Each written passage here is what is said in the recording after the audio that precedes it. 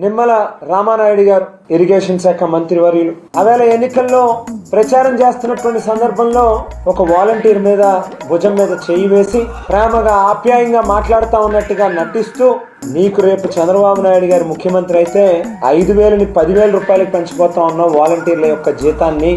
ఇప్పుడు చంద్రబాబు నాయుడు గారు చెప్పారమ్మా, పవన్ కళ్యాణ్ గారు చెప్పారు, రేపు మన ప్రభుత్వం వస్తుంది, 170 160 సీట్లు వస్తే వాలంటీర్ వ్యవస్థను కొనసాగిస్తాం, 10,000 రూపాయలు జీతం ఇస్తాం. 10,000 అందుకున్నాను నేను అని మళ్ళీ మన చించిన ఫేమస్ పూతరేగలు ప్యాకెట్ తోటి పట్టుకుని రావాలి మళ్ళీ మా ఇంటికి.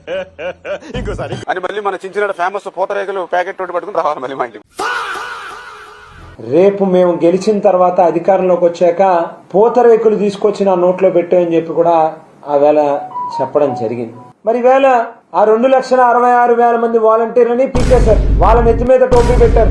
మరో పక్కన అవుట్ సోర్సింగ్ వ్యవస్థలో పనిచేసేటటువంటి ఉద్యోగస్తులకు సంబంధించి మా ప్రభుత్వం దిగే నాటికి 96,675 మంది ఉంటే ఈవేళ ఆ సంఖ్య 87,681 మందికి తగ్గిపోయింది. అంటే అవుట్ సోర్సింగ్ వ్యవస్థలో పనిచేసేటటువంటి మరొక 9,000 మంది ఉద్యోగాలను కూడా పీకేసి వాళ్ళను కూడా రోడ్ల మీదకి తీసుకొచ్చారు.